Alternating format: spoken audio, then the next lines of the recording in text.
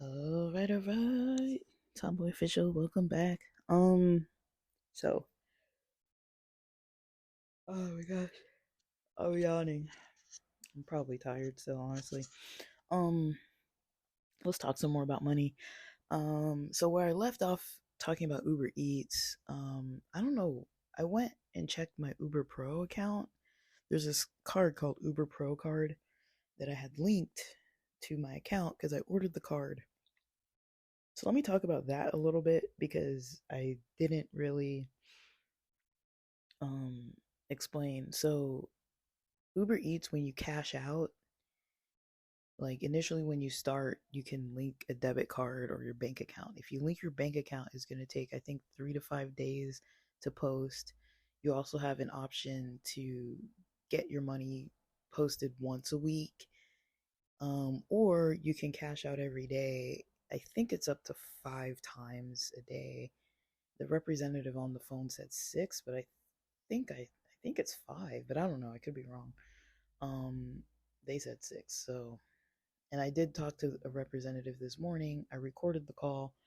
It's on my computer. If I can link that 8 to 10 minute call, like if I can export the audio and upload it to this podcast episode, I'll put it at the end. If I can't, then I'll just try and explain it as good as I can because it was a live phone call where I was like asking them about it. So the Uber Pro card, you basically, it cashes out to that card automatically and you don't even have to press any buttons. Just your money goes from the wallet automatically into there. Once the money's on that card, it's a free card. Once the money's on that card, you can use that card just like a debit card. Like you can buy your gas, you can buy stuff. Now, I didn't want to use that card because that's an extra card to have to use.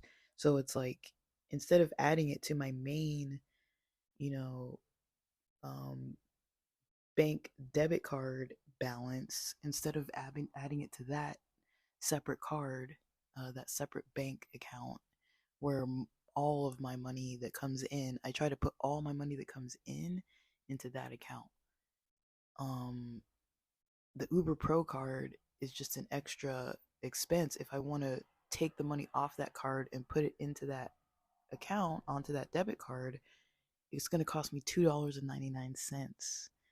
So I saw that I had like 16 something dollars in there. I didn't even know that was in there. And then I ended up, after transferring the money, I had like 13 something dollars. I'm like, that's a lot of money missing. Now, if you had like a whole lot of money, like $300, like you might not miss 299. Um, but to put it on my debit card directly instead of the Uber Pro card, before I got the Uber Pro card, it used to cost me 85 cents to transfer the money. Um, so I mean, it's just an expense. Like transferring money gets expensive. Those of us who use Venmo, who use PayPal, you already know, like it costs money. Like I deposited a check on PayPal for like $430 or something, and by the time I cleared that check, it cleared same day within like minutes. By the time I cleared that check and transferred the funds to my main debit card that was not the PayPal account, the same debit account that I'm talking about. By the time I had transferred that money over, I'd already lost like about $30 with all the fees and everything. I'm like, geez, like, they take quite a large cut. What is that? Like 30% or something? That's a pretty big cut. I don't know. It's less than 10% because 10% would have been $43, but I lost about $30 on just transferring money and loading money. So, I mean, that's a lot of loss. Like if you use a classic bank account without all this digital like transferring stuff, you're not, your bank doesn't charge you to go in there and deposit a check in person. And if you want to go in the bank and pull out your money, they're not going to charge you like 30 something bucks to like take your own money. So using all these digital things, you do lose money. So that's just something I want to mention. You lose a little bit of money, and say if you're doing it every day, if you're transferring once a day for $2.99, or transferring once a day for you know 85 cents. Like if you're transferring once a day for a week for $2.99, that's almost $21. You're almost spending $21 a week after 7 days of transferring. It's 21 bucks. If you multiply that by like 4 weeks, that's like almost a month. You know, it's like 80 bucks. Is that right? Yeah, $80. You're missing $80 a month if you do a transfer every day. Actually, it's more than that. If it's 30 days, it's probably closer to like 90, closer, a little under $90 a day. After 30 days, if you transfer once a day. Now, it's just for one transfer. So you could let the money stay there and then wait till you need to transfer it, till you need your money. Like, if you don't need the money, you don't have to transfer it right away. But sometimes it's like, it'll be like I did. I forgot that money in there for like a month because I didn't transfer it out. So I had 16 bucks just like sitting there since September or something, and I didn't even know or didn't remember. I don't know. But,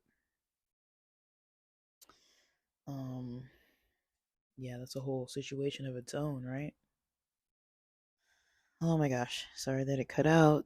But like I said, this little mini mic has a Bluetooth receiver that just kind of wobbles out. And so I was on the Presto app looking around, and it was kind of lopsided, plugged in, and I just kind of touched it a little bit and it wiggled out of place. So sorry about that. At least I think that segment saved. It's like 20 minutes or so. So yeah, in reality based group, the the shops I did on there were, I think it was for like $5, just calling like a Mini Cooper place to get your car serviced. You had to do the chat one to try to schedule, you had to try to self schedule on the website, and then you had to call in to try to schedule. And there's kind of like a lot of information about what you're supposed to say for the gig and stuff. So I did that. It's only $5, and I think I had to take screenshots or something. Like, so it wasn't like too uh quick. Now one that I want to get into is the mystery shopping for hotels. So this weekend I was gonna sign up for that. It sounds a little involved what you have to do to sign up, but I'm gonna sign up for that one because what I've heard is you get reimbursed for every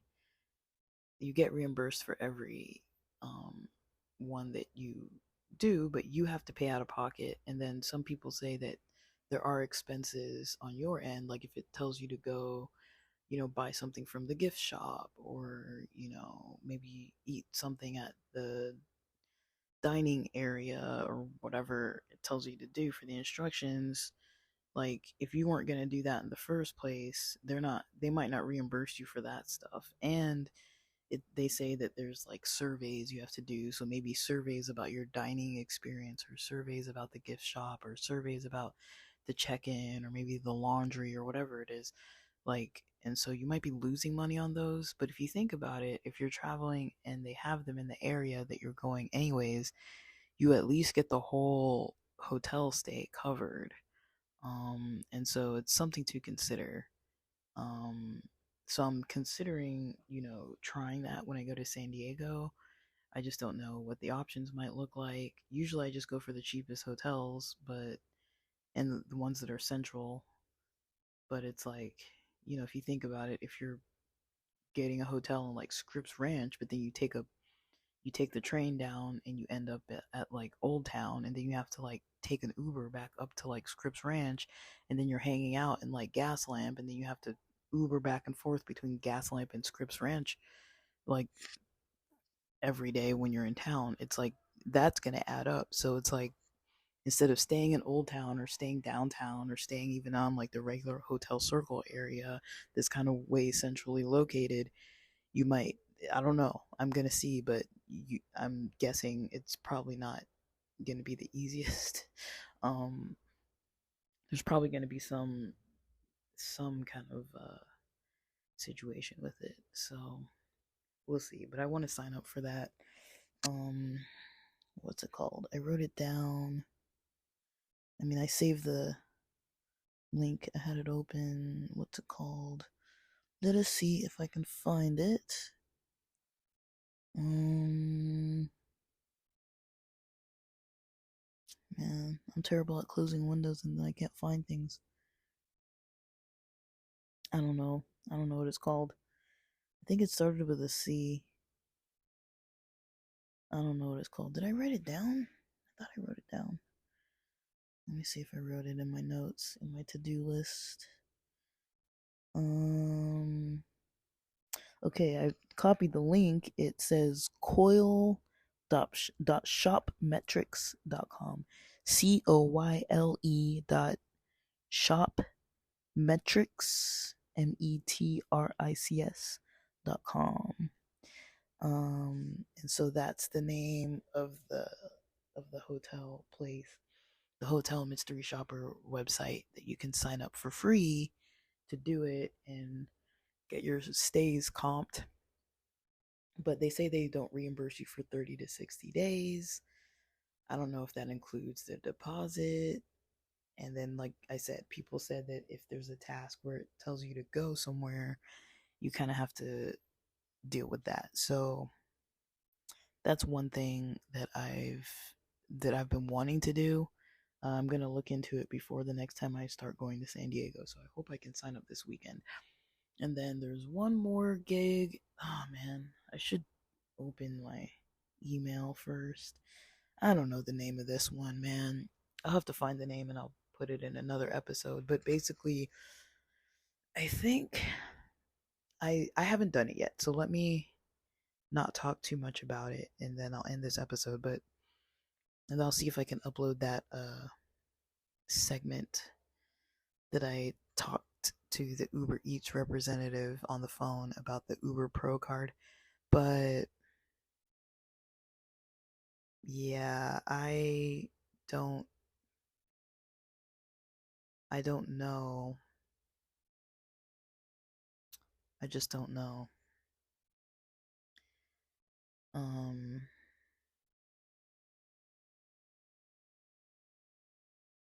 yeah, I just don't know. Um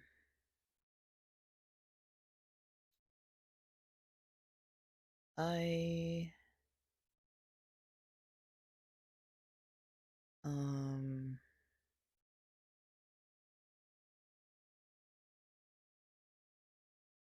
yeah, it's so I don't know how to describe it. It's like it's I don't think it's like a super risque thing, but I think it's like there might be some adult content to it somewhat. It's like a chat feature. It's like a chat room and you're like a chat representative and you're basically chatting back and forth with people who want to talk online, but they said that like you have to be okay with certain kinds of conversations, but it doesn't say that it's all those, like it's not all sexual conversations. I don't think. I just think that it's not outside of the scope of that program.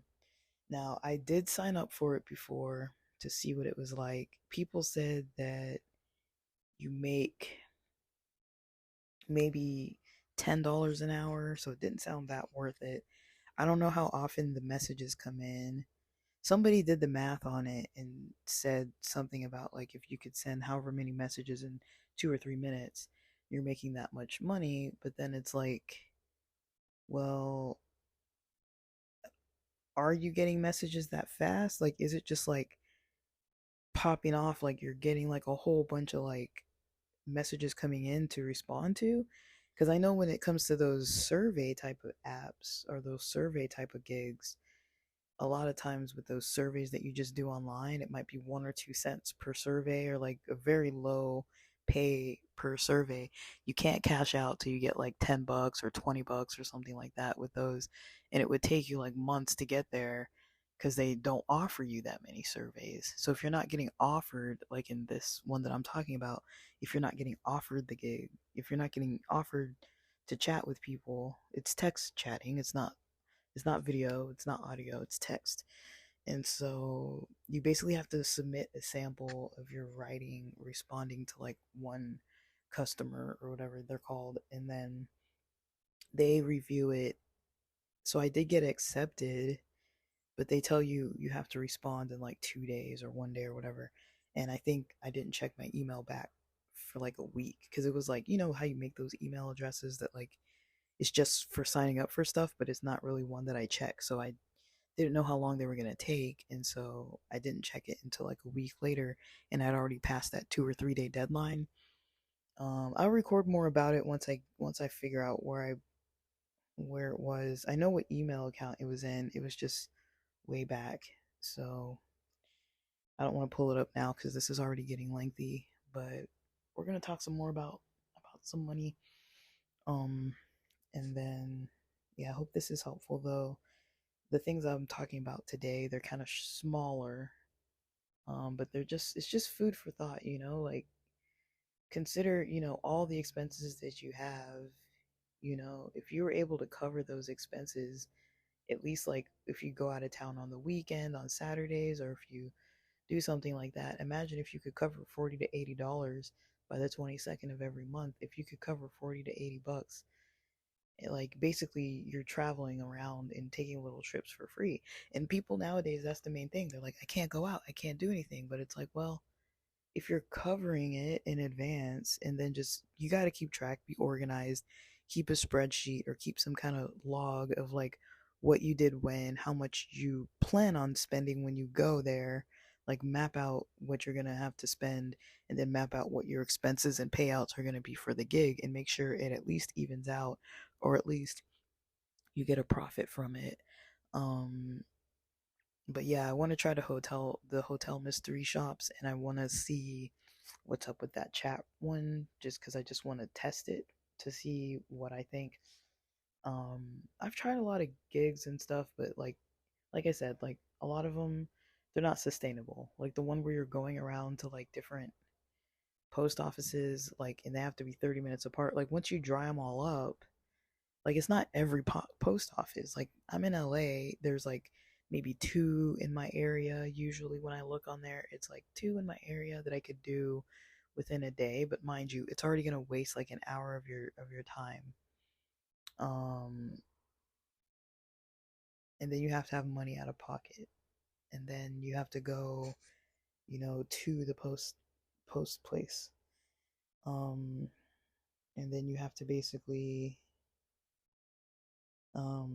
it's time out of your day. But if you're strategic about it, when you think about it, you could get extra money and just cover all your non-necessary expenses. That's kind of more how I use it.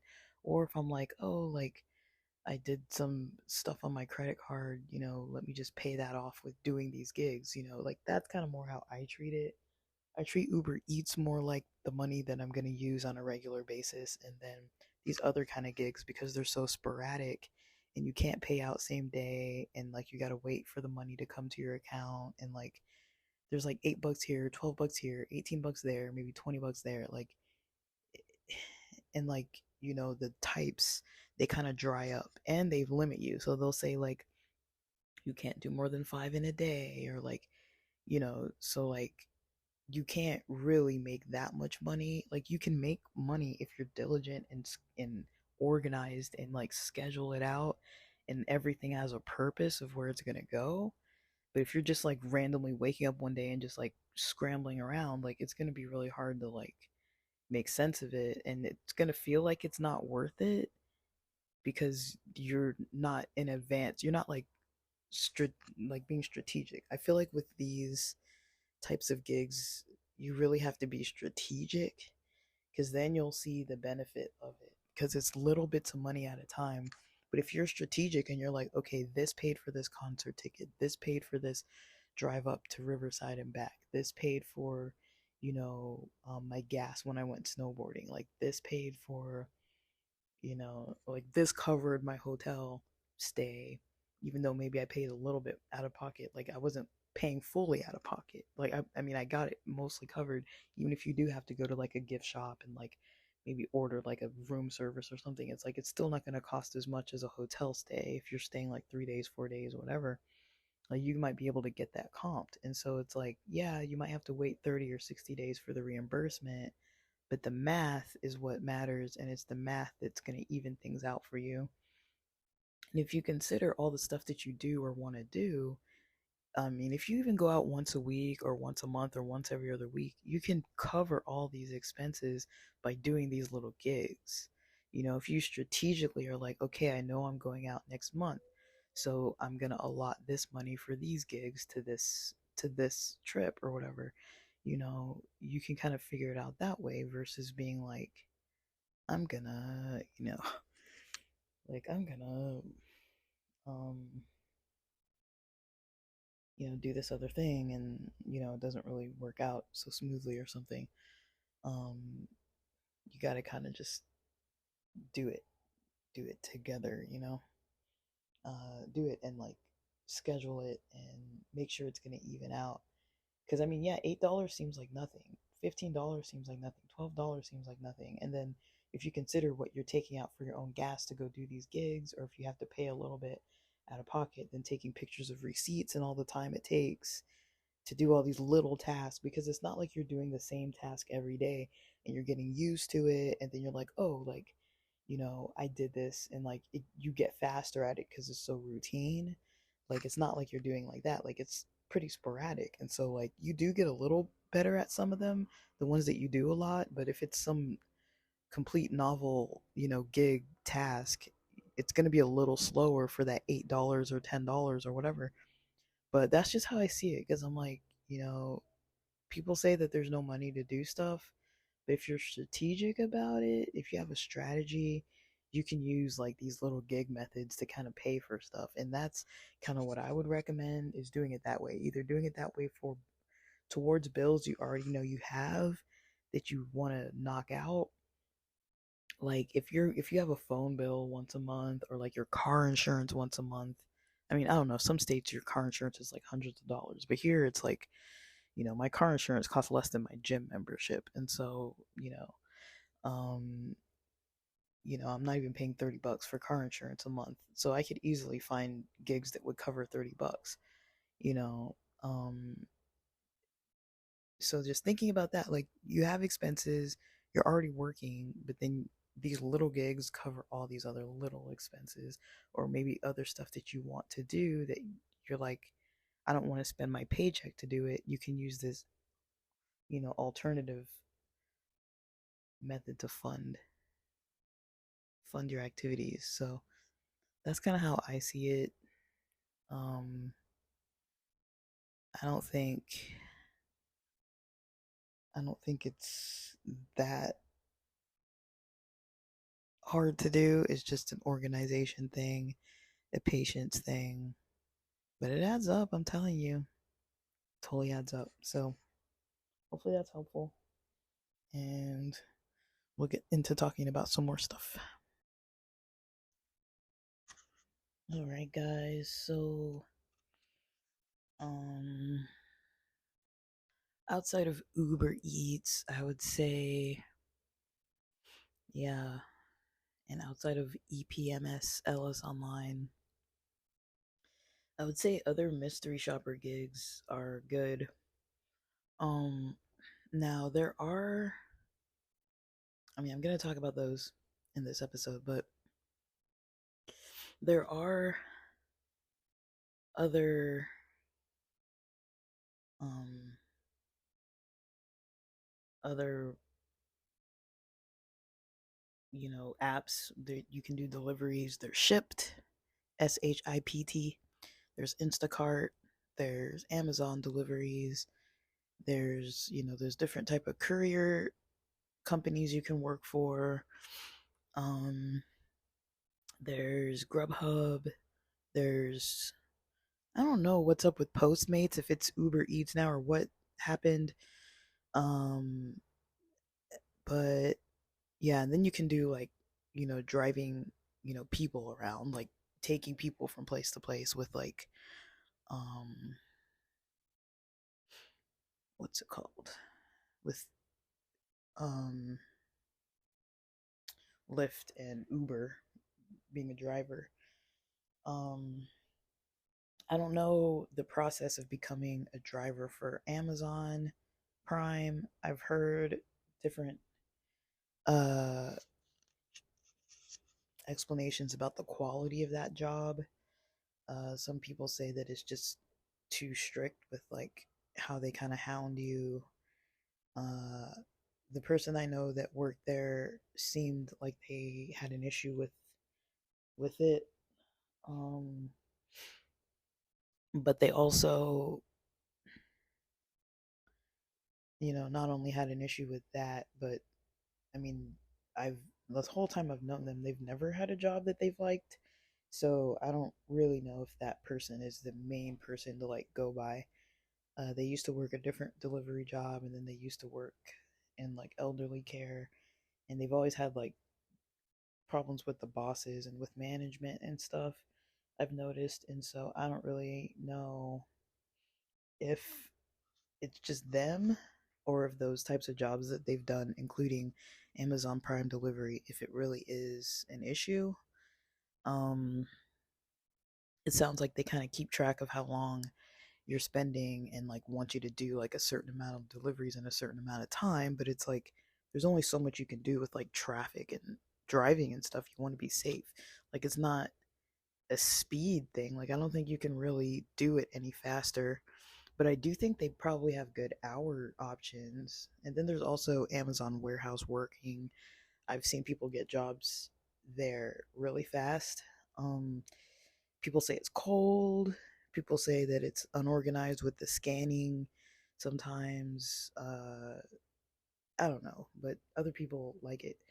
Um, and yeah, I mean, I've gotten things delivered like next day in the morning between like 4 a.m., 8 a.m. So I know that they have drivers that are out like probably early morning delivering stuff at like 4 in the morning, 2 in the morning, maybe even 2 a.m. I've seen the option for 2 a.m., but I don't think I've ever gotten anything at 2 a.m. I think it's usually been closer to like 8 a.m. But yeah, so they do have those early deliveries. So somebody's doing those jobs, somebody's scheduled for those jobs. So um, it sounds like if you wanted something solid within those companies, instead of doing just like the gig work, you could potentially hop in to a role like that. I just don't know what the application process is. And I know that the Amazon Flex, I think that's the one that you can kind of just pick up shifts on your own as a gig, or contract worker. I don't know exactly what it is, but that one is not good, um, in my area, like as far as being able to schedule. So for me, I can only really do Uber Eats. All these other things in my area of LA are saturated, other than maybe like Amazon warehouse and like being that the Amazon Prime delivery with the truck. Everything else is saturated. So yeah, everything being saturated is just not pleasant. Um, and depending where you live, you might be able to get a job doing like weed delivery. It should be good tips because a lot of them, they have a minimum that's pretty high. It's like $40 to $60. And so if people are really tipping you properly, if they're tipping like 15% on $40, that's like at least a $6 tip everywhere you go, or like an $8 tip if it's $60. If they're tipping 15%, if they're tipping 20%, it might be $8 to $12, on top of your hourly pay. That's usually like $15 an hour, maybe 18 at some places an hour. I haven't really seen it higher than that. I don't know how easy it is to get those jobs, but the people I know who have worked them make it seem like it's not that hard to get the jobs. Um, but let's talk some more about these secret shopper, mystery shopper kind of gigs. There is, I talked before a little bit about Presto Shopper. So in my area, Presto Shopper mostly has banks. So the issue with that is that, if it's Chase or Wells Fargo, it might let me see if I can look at it. I hope it doesn't kick me out of my recording. Let me see if I can look at it to see what's available, and how much they pay. Because it's not a whole lot of money, but they add up, is what I'm saying. For these like mystery shopper gigs, it adds up. You just need to know when is the time that they're gonna actually pay you out, because some of them aren't like Uber Eats, how they pay you out same day. So let's see, the ones that are closest to me, they have these like insta ones you can do, like Verizon for $12, Chevron $10, but most of the bigger pay ones, and there's a whole lot of tobacco compliance ones for like $15. Um, you can get a $100 um for a Target credit card. Um, there's some $29 walk-in inquiry shop. Usually that means you have to walk in and like ask somebody a question. There's a retail mystery shop for $30. Preschool daycare for $40. So there's quite a lot of them. Um, but the problem is, a lot of them you have to spend your own money. There's a lot of banking shops that pay out like $100. So the issues with the banking and the credit cards and all that stuff, you can only do them so many times, right? Like, you can't go to Chase and set up a credit card and then go to Wells Fargo and set up a credit card and then go over to this other bank and set up another credit card, and like, you can't, that's not sustainable. Like, you can do them like one time and maybe they pay you $100, but I mean, how many credit cards do you even need? And then is there going to be a fee? Do you have like an annual fee? Do you have fees when you're using stuff, and what's the interest and all that? Like, when you think about all the other numbers attached to it, is that $100 really worth it? I feel like the only time, in my opinion, if you're being kind of like wise about it and it's not just like an instant money thing, if you're actually planning for the future regarding this, I would say if you wanted like, a Chase credit card or like a, you know, Target credit card, if you were actually wanting it and you were actually going to do it anyways, this makes sense to get the $100 doing it that way. But if you weren't going to do it anyways and you're just trying to do it to make money, it seems to me that it might be more of a burden than it's worth, because a lot of these cards have like annual fees and stuff. So even after like 1 year, 2 years or so, maybe even 3 years, depending if the fee's like $25, $50, whatever it is a year, you might end up having to pay that per year. And like, if you're not using the card, or if you're bad with credit and now you have like this issue with debt and you've got all this interest accruing and all these other fees and everything, it's like, is it really worth the $100 to start having all these debts, and now you have other interest issues? Like, that $100 gets wiped back out pretty quick, right? So with these mystery shops, you kind of got to think about, what's in it for you. I mean, there's quite a few of them that I get emails about that are like, go to like Veggie Grill and order like 25 or $20 worth of something and get like reimbursed, or like things like that. So it's like, I feel like if you have money already, you're already going to eat at some of these restaurant places. I feel like those are good gigs. If you eat out a lot anyways, um you might have to just, you could use these.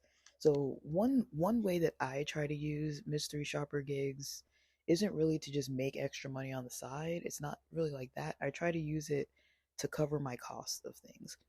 So say, like I said, I've got friends, a friend up in Hollywood that wants to hang out. So I'd rather book to do a mystery shopping apartment viewing for $40 near their area, and then meet with them after that and grab a coffee or whatever. It's like, okay, if the gas is going to cost me about $18 for the day, at least half of my gas is covered then, and then probably whatever I ate or whatever I went out to do, you know, it's probably covered too. So it's like basically, even though the payout for those mystery apartment viewings isn't till the 22nd of every month, I could still calculate it in my head and be like, or on paper, and just be like, oh, like that was covered. I covered my trip. I covered my gas and whatever snacks I was eating by doing that. So that's kind of more how I see it with the mystery shopping. It's like if you know that you like to get takeout and you like to eat food out and you don't want to cook a lot, and then they have these mystery shopping gigs where it's like they reimburse you if you spend up to 15 or $20 or whatever. That to me makes more sense, you know? Like if it's stuff you're already doing and you can be flexible about it and just do a gig to cover whatever it is that you're doing, that to me is kind of how I use these gigs. Or it's like I'm making the money, extra money on the side to go towards some other thing. So it's like, okay, if I have a concert ticket, it's like gonna cost me $200 or something. Let's try to make that $200. Like maybe I already paid for it, but then I'm doing these gigs to like replenish the money, if that makes sense. Like all the fun money or all the like going out of town and all that kind of stuff. I try to pay for it with these kind of gigs. So I'm not really doing it for like bills necessarily. I'm doing it for like the activities that aren't aren't like necessary. They're not mandatory. They're just like fun. But it's like you're kind of making money to cover the stuff. Just like with the Target credit card, it's like why not get $100 if you're gonna open that card anyways? Why not get the $100 versus not getting the $100? You know, why not get your veggie grill covered versus not getting your veggie grill covered? You know, why not get something covered? You know, I mean, and it's over time because you know the payout isn't exactly the day that you do the gigs, so you just have to keep track of it somewhere. You got to write it down, be organized. But yeah, Presto Shopper does have a lot of stuff, but it's just the way I see it is that it makes sense personally for me to like try to cover something with it. So if I'm going out of town or doing something, I'll try to do like a gig to cover the expense of what I'm doing. So basically, I'm not paying for all this like extra stuff that I'm doing. I'm basically covering the cost again. Um, but you really have to calculate it down to the cent because once you start factoring in gas and you know eating and just like snacks, even if you're like stopping to get like a Snickers at a gas station or something, you know, all that stuff adds up. And people want money these days, but I think a lot of times people don't realize those little expenses, just like I mentioned with like, you know, using all these digital kind of like apps to deal with money. It's like you really are losing quite a bit of money sometimes, you know, like you're probably losing hundreds of dollars a year, if not more. Because like I said, like if you're doing that Uber Eats Pro card and you're cashing out every day, that's like $3 a day. You know, after 30 days of that, you've already lost like, you know, $90 ish worth of, you know, worth of money. Like $90 a month. $90 a month, guys. Like that's a lot of money, you know. It's like nearly $1,000, you know. It's almost $1,000 a year if you were going to cash out every day. So you really have to be strategic about it and be like, okay, maybe not cash out every day, but cash out when I know, okay, I'm going to the gas station now. I'll move that money over to my account now, and then, or just hold it there till you're actually going to need it, or just use the freaking Uber Pro card, you know, if you're going to use that method to cash out.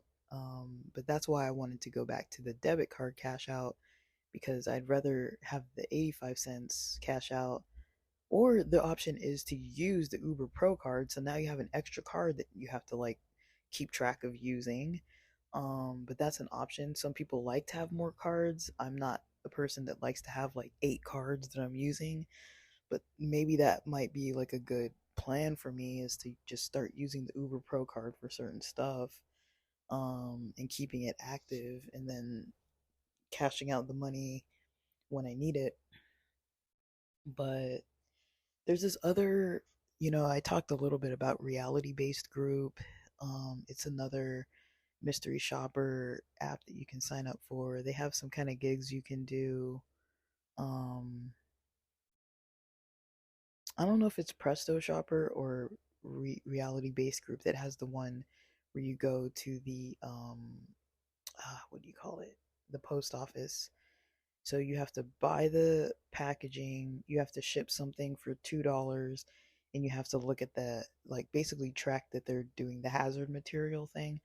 And I think you make $8 for each of those, and then they reimburse you up to a certain amount of expense. Um, Most people live nearby a post office, but it isn't the same post office near you. You could do that one near you, but there's other ones all over the place, that you can do. But the problem is they have to be 30 minutes apart from the time you walk out of one to when you start walking into the next one.